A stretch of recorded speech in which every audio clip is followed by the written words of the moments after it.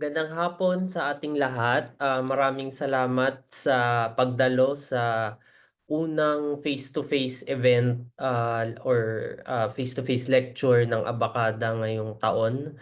At ang nakaalat at ako nga pala si Gio Giyang, Francisco Jaime Paulo Giyang, mula sa Department of History ng UP Diliman.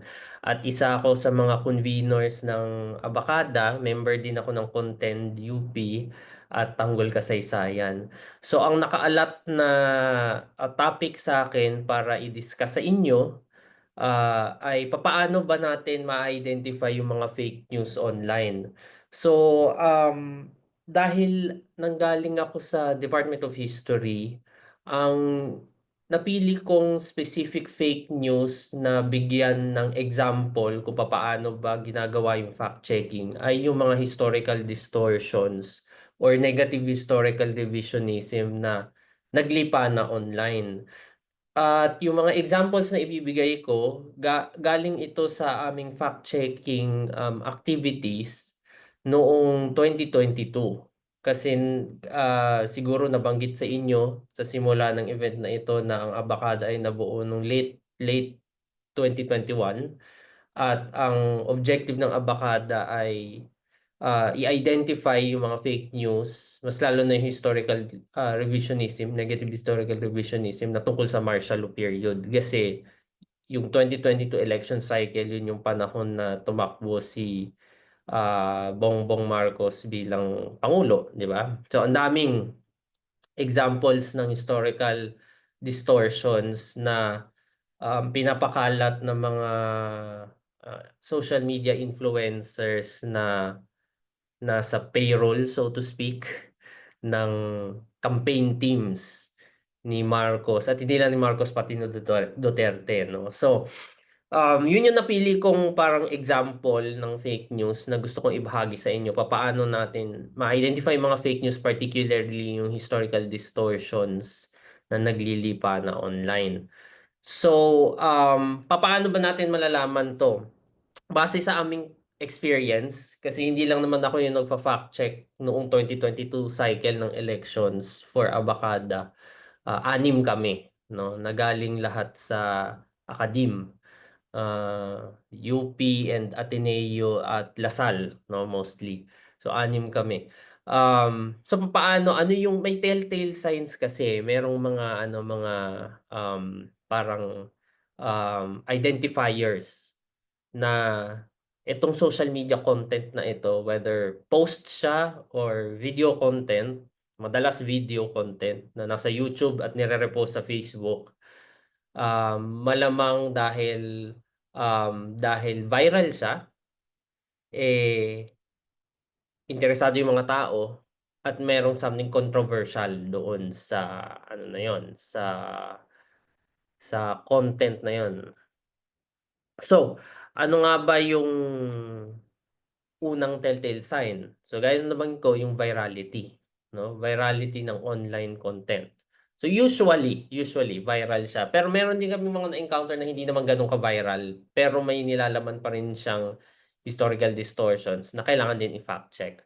Tapos kung susuriin ninyo yung online content na yon, ito yung mga kailangan yung tingnan. Usually yung title ng post o kaya madalas ay video o madalas yung makikita mo sa YouTube um, na nire-repost sa Facebook. Eh, very absurd yung title or headings ng video. Kasi ang objective nitong mga fake news peddlers na ginagamit yung historical distortions for propaganda is to get the attention of the social media user, no? So ito yung mga ilan sa mga titles na napansin namin, nakita namin, na finact check namin noong 2022. Ayan, The Real Hidden Truth. So parang ano, kung may katotohanan tungkol sa Philippine history, ano kaya yung totoong nakatagong katotohanan, di ba? Real Hidden Truth. O kaya history that was not taught in schools. So tinuruan tayo ng Philippine history, ano kaya yung hindi tinuro? O kaya secret history, untold story, di ba? Yung mga ganyan, it sparks the interest of the social media user by projecting itself to be very controversial. So, very absurd yung title. kung babasahin mo na isang tao na, madalas gumagamit ng Facebook o ng YouTube o kahit ano pang social media platform. So, maano ka talaga, maiintriga ka. They will catch your attention. Mas malamang again viral siya usually, 'no? So, kailangan 'pag naka-encounter kayo ng fake news, kailangan niyong i-breakdown kung ano ba yung mali do'n sa tingin niyong mali doon sa social media content na 'yan para ma-ascertain na nagpe-peddle talaga itong social media post or video content ng fake news. In this case, ng historical distortion. Una sa lahat, para 'tong ano, kung ako nagaling sa, disiplinang history, so para ka nag-a-analyze ng primary source kung nakakuha na kayo ng CAS 1 or Philippine History course 'no, na parang kailangan mo alamin kung credible ba yung source, sinong gumawa ng source, sino yung nag-upload. Or minsan kasi credible siya like, for example, artista, pero, alam naman ng artista na fake news yung pinapakalat niya through an interview, for example, 'no? So, for example, sikat na social media influencer or artista na may ini-interview, ang daming examples na nagpa-pop up sa, isipan natin. For example, yung interview ni Tony Gonzaga with Bongbong Marcos, hindi ba 'yan, hindi ba? Sikat si Tony Gonzaga, marami siyang followers. Tapos, alamin mo kung sino, kasi kung interviewer ka, you have this, ah, you have this pretense na ano ka, neutral, hindi ba? So, malamang ang fake news manggagaling sa interviewee, pero enabler ka ng fake news sa gano'ng lagay 'no. So, sino ba yung ini-interview? Or kung hindi naman ini-interview, ano yung sinight or kinote nung social media poster na yon, yung social media content creator na yon, 'no? Or ano yung na-feature sa online content niya, 'no. So, credibility ng source. Sino yung gumawa ng ano, ng content, sino yung gumawa ng video content or nagsulat ng post, or kung ano naman siya, kung sa tingin yung very credible source, sino ba yung ini-interview? Kasi baka yung interviewee no yung nagsu-spew ng fake news or historical distortions, 'no? So, in order to really wrestle with historical distortions, ang ginawa namin is you really have to critically analyze the content, 'no?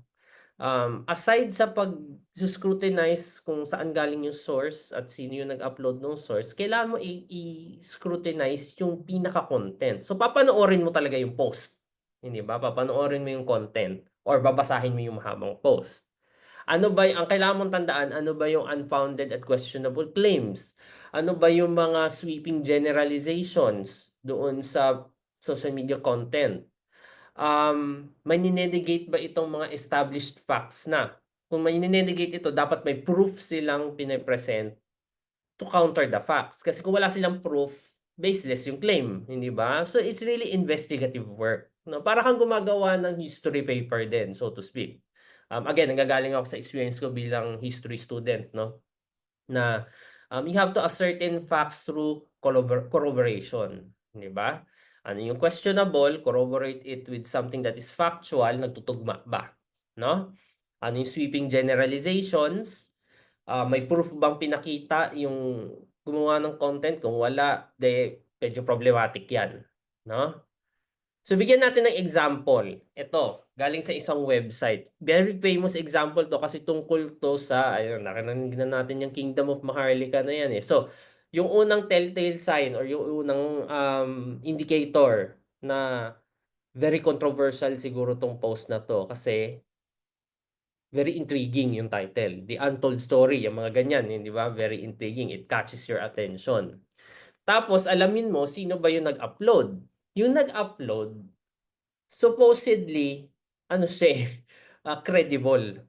Kasi official political party 'yan nung 1978, tinayo ni Marcos Sr. na political party niya, yang KBL, Kilusang Bagong Lipunan. So, it used to have members na politicians na loyal kay Marcos. So, with politicians, so established sila sa lipunan, may socio-political influence sila. Up to now, may KBL pa rin naman. Pero you would expect na with this kind of title at kung saan na feature yung content sa website ng KBL, alam mo na kaagad na parang you connect the dots na parang okay, this will tend to be loyal to Marcos, 'di ba? Kasi um, ang nag-upload ng story or nag-post ng story ay yung kanyang political party.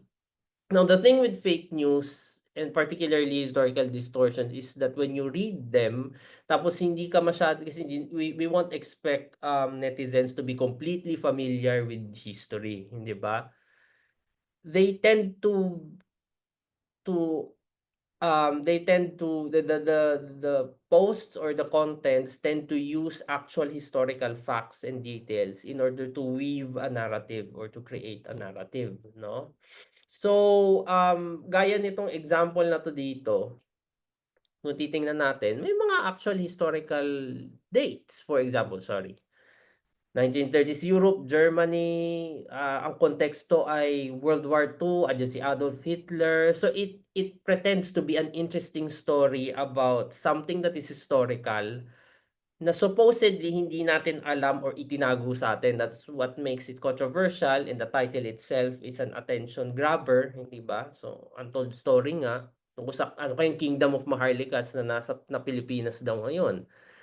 Of course, ito yung famous myth ng Taliano Gold, kasi makikita mo na diyan, ayan, no, sa article na nasa slide, no? Julian Taliano, 'di ba, may prinsipe daw pala, no? So, gumagamit ng mga actual dates, actual places, tapos ito yung ano, actual place pa nga, eh.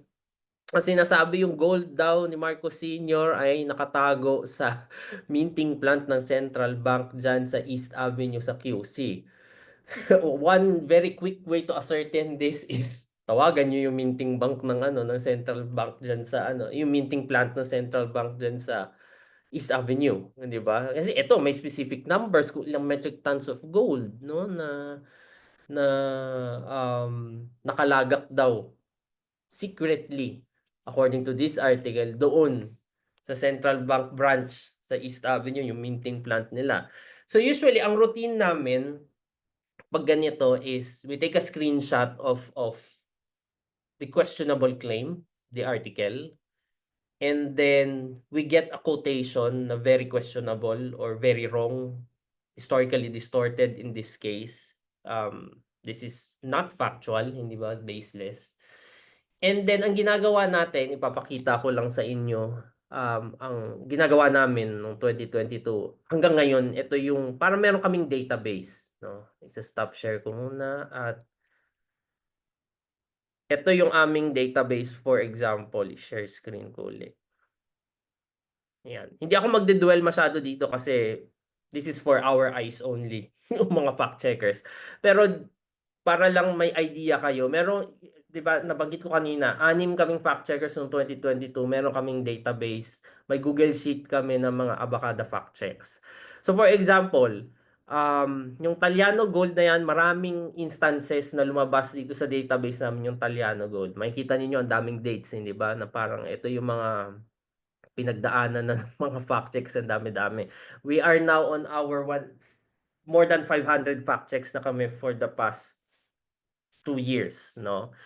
So kung Taliano Gold, for example, ito, fact check number, may mga rules yan, number 158, hindi ba? So ano yung tema nung fake news? Marcos Senior Wealth. Kailan pinost yung fake news? Hindi, etong specific item na ito, hindi yun yung pinakita ko kanina. But just an example na pareho yung theme, which is Taliano Gold. Sino yung source? Ito, Pinoy YouTuber posted on President Bongbong Marcos 2022 na Facebook page, no? Facebook video yung form, type of media. Tapos dito mahalaga yung rating sa fact checking. So meron kaming drop down dito na i-rate namin kung ano ba yung fact check. So dito, I think this was in 2021, ginawa, eto, assigned to, sino yung naka-assign? Si Sir Mike Pante. Nakasama ninyo ngayon, no? Si Sir Mike. So, ang ginagawa namin sa routine namin, hindi naman to sikreto kasi may pinublish na article yung Pinkian 2021 na in-explain namin doon yung fact-checking routine namin. 6 kami. So 6 days in a week, may isang tao na naka-assign na gumawa ng fact check. Tapos yung 7th day, ano yun, creative fact check yun, mga partners namin ng mga komikero na gumagawa ng ano ng tina-translate yung aming textual fact checks into comics. So, ano yung claim? Ito yung sinasabi ko na kukuha kami ng screenshot, tapos kukuha kami ng quote na sa tingin namin yung pinaka-questionable doon sa post na yon. So, ilalagay namin dito yung quote, tapos naka-parenthesis yung parang citation. Sino nag-post, anong date, at saan. Anong type of media, Facebook, video. Tapos, dito sa kabilang column, yung pinaka-fact check na si Sir Mike ang nagsulat. Ito. Kung mapapansin nyo, maikli lang. Mamaya tayo pupunta dyan. Bakit maikli lang? No? Ang rating ay false. Ni-rate namin siya na false. Tapos, ito yung counter argument or rebuttal doon sa fake news na content. Tapos, dito yung source na ginamit. Ano yung source na ginamit ni Sir Mike para kontrahin yung fake news? Sources can be anything. Academic books, newspaper articles, so on and so forth, basta credible. One thing about fact-checking is that you need to know your sources. You need to know where to get your sources. And dapat credible siya. No? So maswerte kami sa Abacada dahil lahat kami galing sa mga guro, mga teachers kami sa tertiary level. So alam na namin kung saan kukunin yung primary source or secondary source na credible para kontrahin yung fake news. So yun yung ginagawa naming routine. So nabanggit ko kanina bakit maikli lang yung counter explanation or yung pinaka fact check. Bakit siya maikli? Kasi mahalaga sa pagpa-fact check yung paggawa ng short form content sa social media. Bakit kailangan natin ng short form na content? Kasi mapapansin natin na medyo maikli na yung attention span ng mga younger generations din na gumagamit sa social media. Lalo yung mga Gen Z at yung mga pabata pa ng pabata. Iilan na lang yung magsisipag na magbabasa ng napakahabang post or mga 1 hour na mga videos, hindi ba? So, shorter attention span. So, kailangan maikli lang. Tapos, dahil maikli lang yung fact check, dapat get to the point. Ano yung bottom line ng issue? Yun yung kontrahin mo kaagad. At dapat ang isa sa pinakamahalaga diyan, dapat relatable to multiple publics. Ibig sabihin dapat naiintindihan ng lahat. So kung mapapansin nyo kanina, yung glimpse nung aming database, halos lahat doon, kung hindi Filipino, Taglish. Isinusulat namin yung fact checks namin not in an academic language na very highbrow, so to speak, pero yung lengguwahe na maiintindihan ng mga netizens. Madalas Taglish or pwedeng pure Filipino, hindi ba? Para maintindihan ng madami. So, nabanggit ko din kanina na bukod sa textual fact checks, na 6 in a week, 'di ba? 6 times a week namin ginagawa nung 2022. May isang araw na nakaalat, usually Sunday 'yon, para sa creative fact check. So usually mga comics 'yon or any artwork na hango mula sa aming existing textual fact checks. Um, yung susunod na speaker natin mamaya, si Danya, will be introducing these alternative forms of fact checks. But I want to give an example kung ano yung mga ginamit namin noong 2022 elections. Noong 2022 cycle ng elections, kung saan nag-fact check kami for like 4 months or so. No? So, ang mahalaga dito is dahil lahat kami galing sa academe, hindi lang namin laban ito. Ay mahalaga na may mga guro na nagfa-fact check, pero para magkaroon ka ng creative fact check, kailangan mong makipag-partner sa mga komikero, sa mga artists. Kaya mahalaga yung multi-sectoral approach. No, makipag-partner ka sa iba't ibang mga sektor ng lipunan na pupuwedeng makatulong sa endeavor mo ng fact checking, 'di ba? So may interdisciplinary dapat yung strategy. So for example, ito yung mga textual fact checks na normal naming nilalabas. Gaya ng banggit ko, nasa 500 plus na yung fact checks namin ngayon. So maikli, nasa Tagalog, hindi ba? Madaling basahin yung layout, So, sa layout na ito, mga layout artists yung mga partners namin, hindi naman kami nag-layout, kasi hindi naman kami marunong, 'no? So, parang merong template na tapos so yung kung ano yung nasa database kanina, ito yung output niya na pino-post namin nung 2022 cycle ng elections 6 times a week, 'no? So, textual 'yan. Ito yung examples ng mga creative fact check. So, meron kaming mga fact checks tungkol sa ayan, yung so-called, Marcos Medals, yung Nutriban, hindi ba? Na translated into, artistic forms. At to be honest, ito yung talagang nagre-reap ng maraming, social media reactions, 'no? Ang daming mga likes or mga dislikes, mga angry reacts. Nagiging viral, ang dami, sobrang nagva-viral yung mga posts namin noong 2022 'pag mga comics. Etong mga 'to, 'di ba, may humor. Actually, ito produkto 'to ng Abacada internship, na ginawa noong after ng 2022 elections. Nagkaroon ng internship with NSTP classes, care of, Professor Monsi and Professor Nin Sapalo ng CSSP and CAL respectively. So ito gawa 'to ng mga estudyante.